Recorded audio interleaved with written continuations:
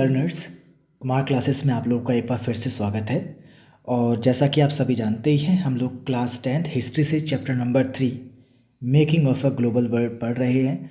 और आज हम इसका जो लास्ट टॉपिक है उसी के ही हम आगे के हिस्से को जो है कवर कर रहे हैं। इसके साथ हमारा ये चैप्टर आज कंप्लीट हो जाएगा। वीडियो शुरू करने से पहले आप सभी से एक बार फिर से रिक्वेस्ट है, आप चैनल को सब्सक्राइब कर लीजिए अगर आप चैनल पर नए हैं तो, और वीडियो को लाइक शेयर कमेंट ज़रूर कर दें। चलिए, इस रिक्वेस्ट के बाद हम जो है अपनी वीडियो को कंटिन्यू करते हैं। तो जो हमारा टॉपिक है वो चल रहा है और उसमें हम आज देख रहे हैं the early post war years. The Bretton Woods system inaugurated an era of unprecedented growth of trade and incomes for the Western industrial nations and Japan. World trade grew annually at over 8% between 1950 to 1970 and incomes at nearly 5%. The growth was also mostly stable without large fluctuations. For much of this period, the unemployment rate, for example, averaged less than 5% in most industrial countries. अब देखो ये जो हमारा ये जो para है, इस para में हमें बताया कि जो ब्रिटेन वुड्स सिस्टम था, ठीक है, ब्रिटेन वुड्स सिस्टम जिसमें हमने आईएमएफ और वर्ल्ड बैंक की बात की थी, इन दोनों ने ही पूरे इंटरनेशनल मार्केट में मनी और उससे रिलेटेड पॉलिसीज़ पर जो है कंट्रोल कर रखा था और रेगुलेशन कर रहा था ये, और जो एक्सचेंज रेट था उनको भी डिटर्मिनेशन यहीं से हो रहा था। तो ब्रिटेन वुड्स सिस्टम ने बड़े पैमाने पर एक ऐसे एरा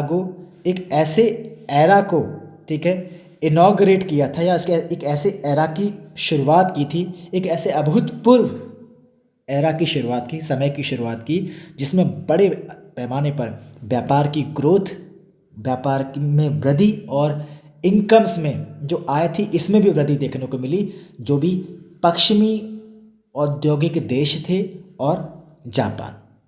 यानी कि हम कह सकते हैं ब्रिटेन वुड्स सिस्टम में बड़े पैमाने पर जो है शुरुआत की एक ऐसे अभूतपूर्व समय की, जिसमें व्यापार और आय दोनों में ही वृद्धि हो रही थी। अंतर्राष्ट्रीय जो भी औद्योग, खासतौर पर जो पश्चिमी औद्योगिक देश थे और जापान थे यहाँ पर। और इसमें आगे हमसे ये भी कहा है कि जो विश्व व्यापार था वो लगभग 8% की दर से जो है सालाना वृद्धि कर रहा था 1950 से लेकर 1970 के बीच तक, और जो आय थी वो लगभग 5% की दर से वो भी जो है चल रही थी, ग्रोथ कर रही थी। और कहीं ना कहीं हमें जो वृद्धि थी ये हमें स्टेबल, इनकी स्थिर दिख रही थी। और जबकि पहले के समय पर बड़े फ्लक्चुएशंस हो रहे थे, बड़े चेंजेस हो रहे थे, परिवर्तन चल रहा था, लेकिन अब ऐसा नहीं था। बड़े लंबे समय तक ये जो वृद्धि दर थी, ठीक है, ये कांस्टेंट बनी रही, स्टेबल बनी रही, और इसमें कोई फ्लक्चुएशंस नहीं आ रहे थे, यानी कोई चेंजेस देखने को नहीं मिल रहे थे। और कह रहे हैं कि इस पीरियड में जो अनएम्प्लॉयमेंट रेट था वो भी 5% की दर से ऑन एन एवरेज कम था अधिकतर औद्योगिक राष्ट्रों में। यानी कि अनएम्प्लॉयमेंट रेट में, बेरोजगारी की दर में भी ठीक है कमी देखने को मिली, और पहले के मुकाबले काफ़ी कम थी, और 5% के नीचे ही अधिकतर औद्योगिक राष्ट्रों में, देशों में देखने को मिल रही थी। These decades also saw the worldwide spread of technology and enterprise. The developing countries were in a hurry to catch up with the advanced industrial countries. Therefore, they invested vast amount of capital importing industrial plant and equipment featuring modern technology.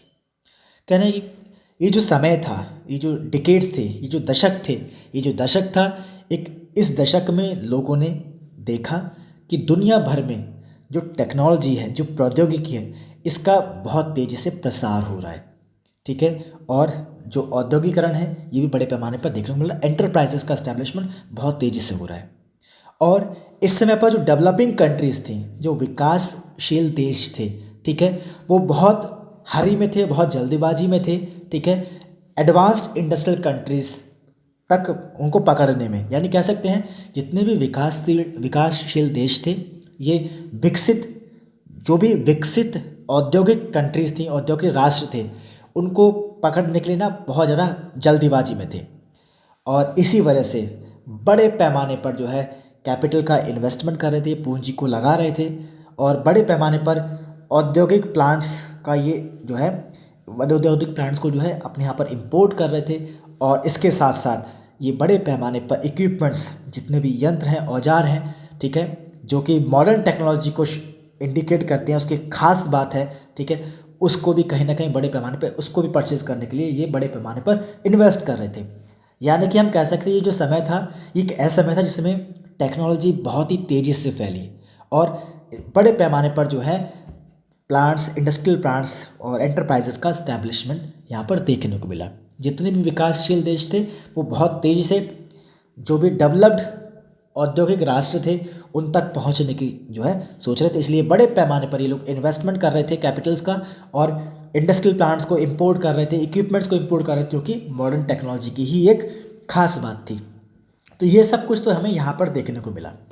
अब इसमें हम बात करते हैं decolonisation and independence की। When the Second World War ended, large parts of the world were still under European colonial rule. Over the next 2 decades, most colonies in Asia and Africa emerged as free, independent nations. They were, however, overburdened by poverty and a lack of resources, and their economies and societies were handicapped by long periods of colonial rule.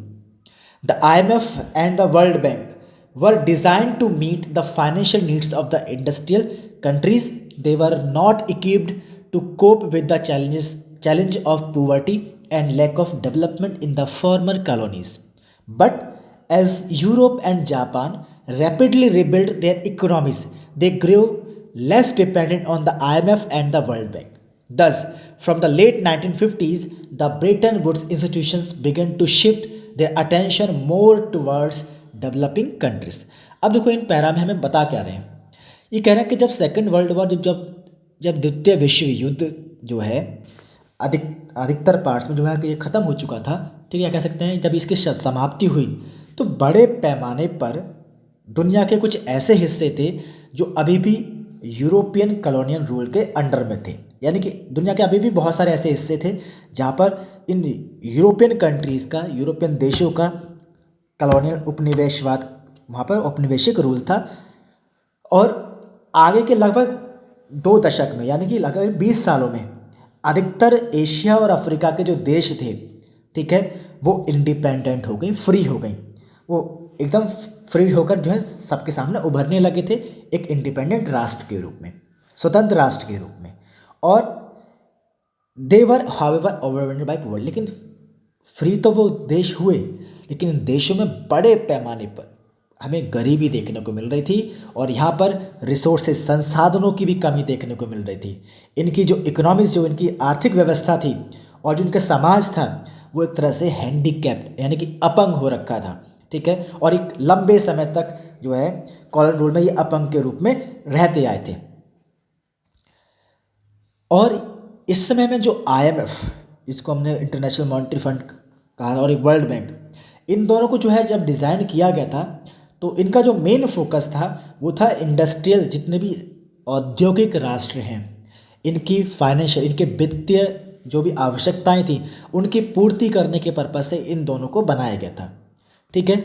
और इनका इनका बनाने का purpose कभी भी ये नहीं था कि जो पॉवर्टी का चैलेंज है और जो लैक ऑफ डेवलपमेंट है, कॉलोनियल रूल, जो कॉलोनीज थी पहले इन यूरोपियन कंट्रीज़ की, उनमें जो चैलेंजेस होंगे उन चैलेंजेस को कोप करने का पर्पज़ इनका कहीं भी पर भी नहीं था।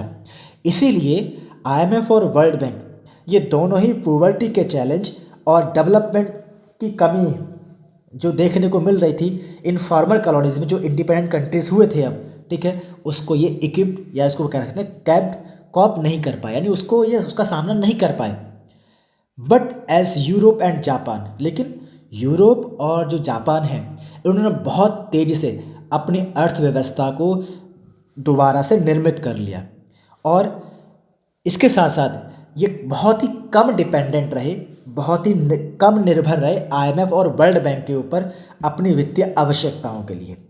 और इसीलिए जब जापान और यूरोप की जो अधिकतर कंट्रीज़ थी इंडस्ट्रियल कंट्रीज़ को छोड़कर, और जापान ने जब इन्होंने बहुत तेज़ी से ग्रो किया और आईएमएफ और वर्ल्ड बैंक की सहायता भी नहीं ली, इनके ऊपर निर्भरता भी इन्होंने नहीं रखी, और इसको देखकर कहीं ना कहीं जो ब्रिटेन वुड्स इंस्टीट्यूशंस थे उनको भी लगा कि अब ज़रूरत है ज़्यादा अटेंशन देने की, ज़्यादा जो है फोकस करने की उन कंट्रीज़ की तरफ भी जो कि अब डेवलप हो रही हैं। तो 1950s में जब जापान और कुछ यूरोपियन कंट्रीज़, ठीक है, बिना आईएमएफ और वर्ल्ड बैंक की सहायता के ही इन्होंने जब अपने इंफ्रास्ट्रक्चर को जो है रिबिल्ड कर लिया और अपनी इकोनॉमी को जो है तेज़ी से ग्रो जो करना शुरू कर दिया, तब ब्रिटेन वुड्स इंस्टीट्यूशंस को समझ में आया कि अगर ऐसा ही और कंट्रीज़ ने भी किया तो हमारा जो अस्तित्व है उसका कोई फ़ायदा नहीं है। इसीलिए 1950 के जो आखिरी का समय था उसमें ब्रिटेन वुड्स इंस्टीट्यूशन ने अब ज़्यादा ध्यान देना शुरू कर दिया। जो भी देश विकसित का होने शुरू हो रहे थे, यानी कि विकासशील जो देश हो रहे थे, उनकी तरफ अब ध्यान देना शुरू कर दिया था। As colonies, many of the less developed regions of the world had been part of Western empires. Now, ironically, as new independent countries facing urgent pressures to lift their populations and out of poverty, they came under the guidance of international agencies dominated by former colonial powers. Even after many years of decolonization, the former colonial powers still controlled vital resources such as minerals and land in many of their former colonies. अब देखो ये जो para है, इस para में हम बता रहे हैं कि जब हम किसी देश के उपनिवेश थे, जैसे भारत जो है ब्रिटिशर्स का जो है उपनिवेश था, ठीक है, ऐसे ही बहुत सारी कंट्रीज जो हैं अलग अलग देशों की जो है कॉलोनीज़ के रूप में थी। तो वही हमें बता रहे हैं कि जब हम कॉलोनी थे, एक तरह से जब हम कॉलोनीज़ थे, जब हम किसी के उपनिवेश थे, ठीक है, तो इनमें से अधिकतर जो नेशंस थे वो लेस डेवलप्ड रीजन में थे वर्ल्ड के, जो बहुत ही कम विकसित क्षेत्र थे, उन क्षेत्रों में से ये आते थे और इन सभी पर ही वेस्टर्न एम्पायर जो है इस्टेब्लिश था। अगर हम बात करें आयरनिकली, यानी कि यह विडंबना भी देखने को मिली कि जो न्यूली इंडिपेंडेंट कंट्रीज़ थे वो बड़े पैमाने पर अर्जेंट प्रेशर को जो है फेस कर रहे थे। तत्काल जो दबाव था उनके ऊपर कि उनकी जो पॉपुलेशन है उसको पोवर्टी से कैसे निकाला जाए, इसका दबाव जो है बहुत फेस कर रहे थे। और इंटरनेशनल एजेंसीज जिनको अधिकतर जो है फॉर्मर कॉलोनियल पावर्स डोमिनेट कर रही थी, जिनका उस पर पूरा प्रभाव बना हुआ था, डोमिनेशन था उन पूरे ऑर्गेनाइजेशन के ऊपर। हमने पहले ही कहा ब्रिटेन वुड्स एम्पायर्स, ये जो ब्रिटेन वुड्स इंस्टीट्यूशंस थे, इन पर ज़्यादातर जो इंडस्ट्रियल नेशंस थे उन्होंने ही कंट्रोल बना रखा था, खासतौर पर अमेरिका, ब्रिटेन, इनका ज़्यादा कंट्रोल था, ठीक है। तो वही हमें बता रहे हैं कि जो कंट्रीज़, जो देश ब्रिटेन, फ्रांस, स्पेन, इनके उपनिवेशों से जो है आज़ाद हुए थे, फ्री हुए थे, ठीक है, अब इनके ऊपर जो है उनके सामने ये बड़ी विडंबना आ चुकी थी कि वो कैसे अपनी पॉपुलेशन को इस पॉवर्टी के जो चैलेंज है इससे वो निकाल पाएंगे, और वो भी कॉलोनियल पावर्स के डोमिनेशन वाले इंटरनेशनल एजेंसी की गाइडेंस में।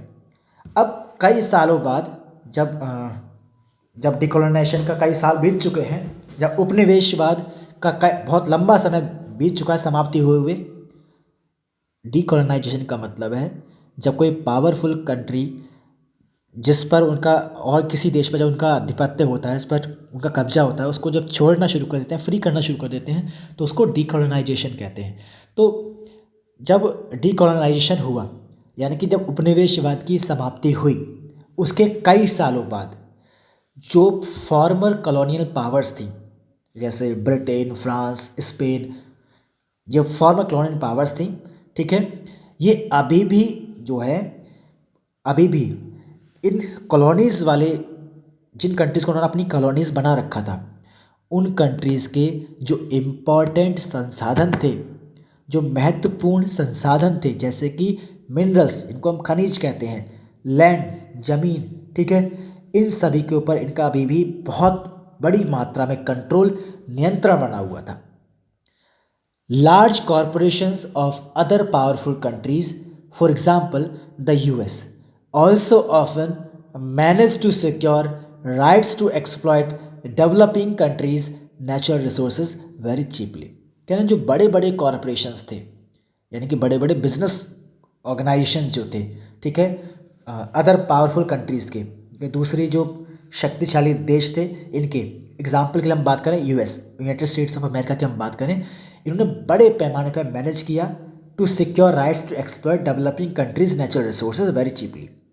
इन्होंने बड़े अच्छी तरीके से ये मैनेज किया कि इन्होंने क्या किया, अपने राइट्स को, अपने अधिकारों को, ठीक है, जो डेवलपिंग कंट्रीज़ थी उनके नेचुरल रिसोर्सेज को बड़े सस्ते दरों पर एक्सप्लॉयट करने के लिए राइट्स आसानी से, अधिकार आसानी से मैनेज कर लिए, उनका अच्छे से प्रबंधन कर लिया।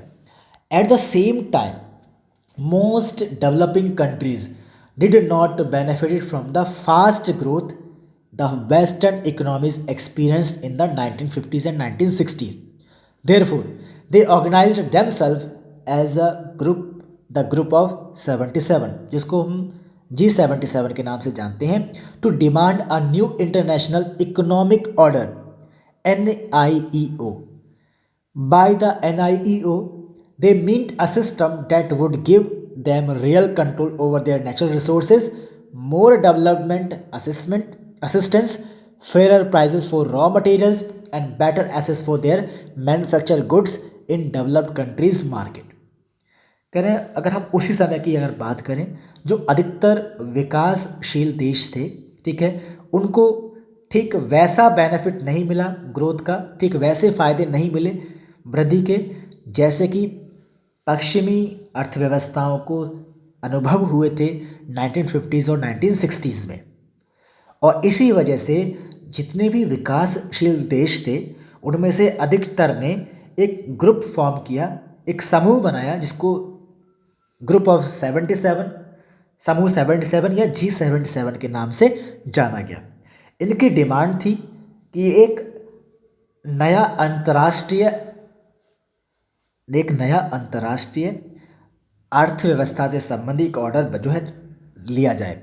यानी कह सकते हैं हम मुख्यतः ये चाह रहे थे कि एक नया अंतर्राष्ट्रीय आर्थिक आदेश आए, ठीक है, और इसके थ्रू, इसमें इनको नाम दिया है NIEO, इसके थ्रू इनका मतलब एक ऐसे सिस्टम से था, एक ऐसी प्रक्रिया से था जिसमें उनको अपने नेचुरल रिसोर्स, अपने प्राकृतिक संसाधनों के ऊपर वास्तव में नियंत्रण मिल सके और ज़्यादा विकास के लिए सहायताएं मिल सकें, और इनके जो रॉ मटेरियल्स हैं, इनका जो कच्चा सामान है उसके अच्छे प्राइस मिल सकें, और इसके साथ साथ इनको अच्छा एसेस मिल सके इनकी मैन्युफैक्चर्ड गुड्स को, इनकी निर्मित जो भी इनका सामान है डेवलप्ड कंट्रीज़ के मार्केट में, इनको उसमें अच्छा एसेस, अच्छी पहुंच मिल सके।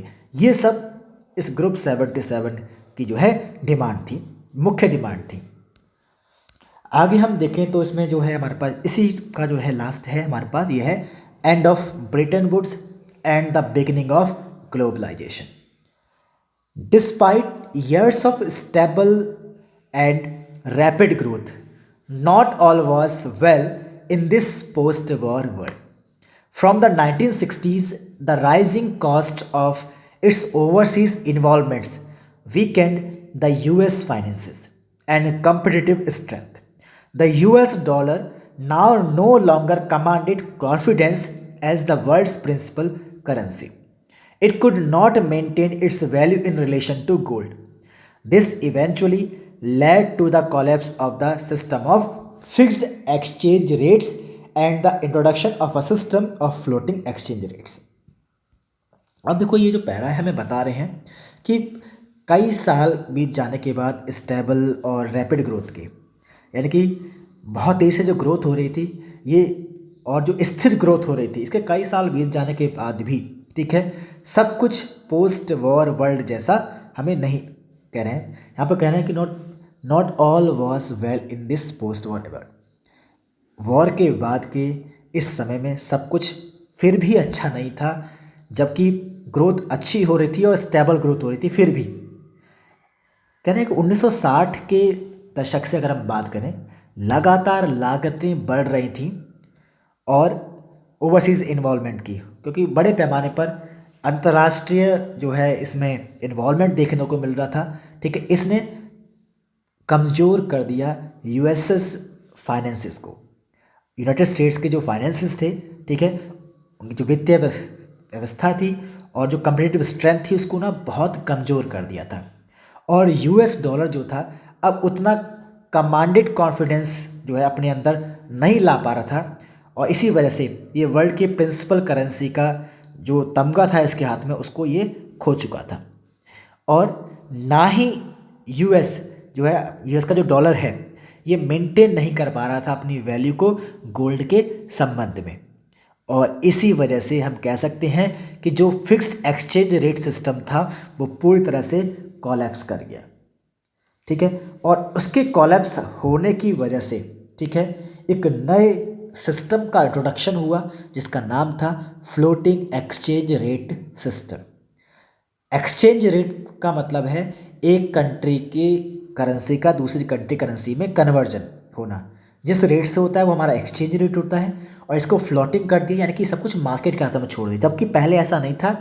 पहले क्या था, हर कंट्री की करेंसी को डॉलर के साथ जो है रिलेशन में रखा गया था और डॉलर को फिक्स किया गया था गोल्ड के साथ। जबकि ये सिस्टम जो है कोलैप्स कर गया, इसलिए फिर सब कुछ एक्सचेंज रेट का डिटर्मिनेशन जो है वो मार्केट के हाथ में छोड़ दिया, इसको फ्लोटिंग जो है कर दिया गया। From the mid 1970s, the international financial system also changed in important ways. Earlier, developing countries could turn to international institutions for loans and development assistance, but now they were forced to borrow from Western commercial banks and private lending institutions. This led to periodic debt crisis in the developing world and lower incomes and increased poverty, especially in Africa and Latin America. तो कह रहे हैं कि 1970 के mid में 1970 के दशक के मिड में जो भी अंतर्राष्ट्रीय वित्तीय व्यवस्था थी ये पूरी तरह से चेंज हो चुकी थी, परिवर्तित हो चुकी थी कई तरीके से। पहले जितने भी विकासशील देश थे वो इंटरनेशनल, जितने भी अंतर्राष्ट्रीय संस्थाएं थीं उनकी तरफ जाते थे और वहाँ से लॉन्स वगैरह लेते थे, और वहीं से ही वो जो है डेवलपमेंट असिस्टेंट यानी कि विकास के लिए आर्थिक सहायताएं भी लेते थे। लेकिन इनको जो है फोर्स किया जाता था, इनको मजबूर किया जाता था कि वो बोरो करें जितने भी पश्चिमी व्यापारिक जो बैंक हैं उनसे, और प्राइवेट जितने भी जो है निजी लैंडिंग इंस्टीट्यूशंस हैं उनसे, यानी कि जो लोन देने वाली संस्थाएं हैं प्राइवेट, उनसे जो है लोन लेने के लिए इनको मजबूर किया जाता था। इसकी वजह से बड़े पैमाने पर, ठीक है, पीरियडिक डेब्ट क्राइसिस जो है देखने को मिल रहे थे डेवलपिंग वर्ल्ड में। जो कंट्रीज़ डेवलप कर रही थी, ठीक है, धीरे धीरे डेवलप होने की तरफ बढ़ रही थी, जो इतने विकासशील जो संसार था, ठीक है, उसी में ही बड़े पैमाने पर सामयिक डेब्ट क्राइसिस देखने को मिल रहे थे। और इसका जो प्रभाव था वो कहीं ना कहीं ऐसे भी देखने को हमें मिल रहा था कि इनकम्स जो थी, जो आय थी, वो लगातार घटती चली जा रही थी और पॉवर्टी यानी गरीबी लगातार बढ़ रही थी। और ख़ास तौर पे ये सब कुछ देखने को मिल रहा था अफ्रीका और लैटिन अमेरिका में, अफ्रीका कॉन्टिनेंट में, और जो हमारा साउथ अमेरिका कॉन्टिनेंट है वहाँ के जो अधिकतर कंट्रीज़ थी उन सभी में ये चीज़ ज़्यादा देखने को मिल रही थी। The industrial world was also hit by unemployment that began rising from the mid-1970s and remained high until the early 1990s. From the late 1970s, MNCs also began to shift production operations to low-wage Asian countries. करें जितना भी जो हमारा औद्योगिक संसार था, ठीक है, इसको बड़े पैमाने पर, ठीक है, बेरोजगारी ने जो है हिट किया। और ये जो है बड़े पैमाने पर 1970s के मिड पीरियड में जो है राइज होते हुए दिखे मिली, और ये बहुत ज़्यादा ऊंची रही 1990 के शुरुआत के दशक तक, 1990 के शुरुआती समय तक। और लेट 1970s से 1970 के आखिरी समय से जित MNCs ने, जो मल्टीनेशनल कॉरपोरेशंस थे, मल्टीनेशनल कॉरपोरेशंस का मतलब उन ऑर्गेनाइजेशन से है जो एक से ज़्यादा देशों में प्रोडक्शन करते हैं और इस प्रोडक्शन को मैनेज करते हैं, कंट्रोल करते हैं और दुनिया भर में बेचने का काम करते हैं, उनको MNCs कहते हैं। और ये जो MNCs थी, इन्होंने 1970s के आखिर तक आते आते इन्होंने भी अपने प्रोडक्शन को, अपने उत्पादन को एक जगह से जो दूसरी जगह पर जो है परिवर्तित शिफ्ट करना शुरू कर दिया, यानी एक जगह दूसरी जगह पर ले जाना शुरू कर दिया प्रोडक्शन करने के लिए। और ये खास तौर पर जितनी भी एमएनसीज थी इन्होंने अपनी प्रोडक्शन यूनिट्स को, अपनी प्रोडक्शन इकाइयों को, उत्पादन इकाइयों को अधिकतर उन एशियन कंट्रीज़ की तरफ, उन एशियाई देशों की तरफ मूव कर दिया जहाँ पर मजदूर जो है बहुत ही सस्ती दरों पर मिल जाते हैं। China had been cut off from the post war world economy since its revolution in 1949, but new economic policies in China and the collapse of the Soviet Union and Soviet style communism in the Eastern Europe brought many countries back into the fold of the world economy। कह रहे हैं कि जो China था ये काफ़ी लंबे समय तक जो है वर्ल्ड वॉर हुआ था, ठीक है, वर्ल्ड वॉर इकोनॉमी थी, उससे काफ़ी लंबे समय तक कटा रहा, ठीक है। और इसमें जो रिवॉल्यूशन हुआ था 1949 में, तब से यानी कि हम कह सकते हैं चाइना में जो रिवॉल्यूशन हुआ था, जो क्रांति हुई 1949 में, उसके बाद से चाइना जो है वर्ल्ड इकोनॉमी से, ठीक है, काफ़ी लंबे समय तक दूर रहा। लेकिन जो नई इकोनॉमिक पॉलिसीज़, जो नई आर्थिक नीतियाँ चाइना के अंदर इंट्रोड्यूस्ड हुई, और उसके बाद सोवियत यूनियन, जिसको हम यूएसएसआर बोलते हैं, लेटेस्ट यूनियन करके हमारे पास है ये पूरा, जो सोवियत यूनियन जिसको हम रशिया के नाम से जानते हैं, ठीक है, ये एक बहुत बड़ा कंट्री हुआ करता था। और उस समय पर सोवियत यूनियन के जो है कई टुकड़ों में बढ़ चुका था, कई कंट्रीज़ में ये बढ़ चुका था, ठीक है। उस समय पर जो सोवियत स्टाइल था कम्युनिज्म का, उसकी वजह से जो पूर्वी यूरोप था उसमें बहुत सारी जो है कंट्रीज़ जो है बाहर निकल कर आईं, और इसने वर्ल्ड इकोनॉमी में जो है काफ़ी जो है बदलाव लाए। Wages were relatively low in countries like China. Thus, they become attractive destinations for investment by foreign MNCs competing to capture world markets. Have you noticed that most of the TVs, mobile phones, and toys we see in the shops seems to be made in China? This is because of the low cost structure of the Chinese economy. Most importantly it's low wages. अब देखो बता क्या रहे हैं वो, हमसे कह रहे हैं कि जो मजदूरी जो थी वो चाइना जैसे देशों में बहुत ही कम देखने को मिल रही थी। जो हम बात कर रहे हैं मजदूरी, जो पैसे की हम बात कर रहे हैं उसकी बात कर रहे हैं, जो चाइना जैसे देशों में मजदूर जो है बहुत ही सस्ते दरों पर मिल जा रहे थे, बहुत सस्ते पैसों में मिल जा रहे थे, ठीक है, कंपेयर टू अदर कंट्रीज़। और इसी वजह से ये दुनिया भर की जो एमएनसीज थी, जो मल्टीनेशनल कॉरपोरेशंस के थे, उनके लिए एक बहुत ही अट्रैक्टिव डेस्टिनेशन बने, एक बहुत ही आकर्षित करने वाला जो है स्थान बन चुका था। और इसलिए बड़े पैमाने पर चाइना के अंदर एमएनसीज ने इन्वेस्टमेंट किए, जिससे कि जो एमएनसीज जो हैं वो चाहती थी कि वो पूरे वर्ल्ड मार्केट को जल्दी से जल्दी कैप्चर कर लें और कम्पीट कर सकें वहाँ पर बाकी जो अदर कंपनीज़ हैं, ऑर्गेनाइजेशंस हैं उनको। इसलिए बड़े पैमाने पर उन्होंने चाइना में जो है अपने इन्वेस्टमेंट्स किए, जिससे कि ये बहुत ही सस्ती दरों पर जो है प्रोडक्शन कर सकें। और आपने इस बात को ध्यान भी दिया होगा कि अधिकतर टीवीज़, मोबाइल फ़ोन्स, टॉयज़ जिनको हम दुकानों पर देखते हैं, ठीक है, उन पर सभी पर मेड इन चाइना जो है लिखा होता है। ऐसा क्यों हुआ है? ऐसा इसलिए है क्योंकि चाइना में जो कॉस्ट स्ट्रक्चर है, ठीक है, वो बहुत ही कम कॉस्ट को जो है इंडिकेट करता है, ठीक है। जो कॉस्ट का ढांचा है वो लो कॉस्ट वाला ढांचा है, और जिसने वहाँ पर प्रोडक्शन को जो है बहुत सस्ता बना दिया, जिसकी वजह से इंटरनेशनल मार्केट पर ये प्रोडक्ट सस्ते दरों पर आसानी से सेल हो सकते थे, और कॉस्ट कम होने की वजह से इन एमएनसीज को बड़े पैमाने पर प्रॉफिट भी हो रहे थे। और इसलिए जो चाइनीज़ इकोनॉमी को उसके बहुत ज़्यादा फ़ायदा हुआ, ख़ास तौर पर लो वेजेस होने की वजह से। The reallocation of industry to low wage countries stimulated world trade and capital flows in the last 2 decades. The world's economic geography has been transformed as countries such as India, China and Brazil have undergone rapid economic transformation.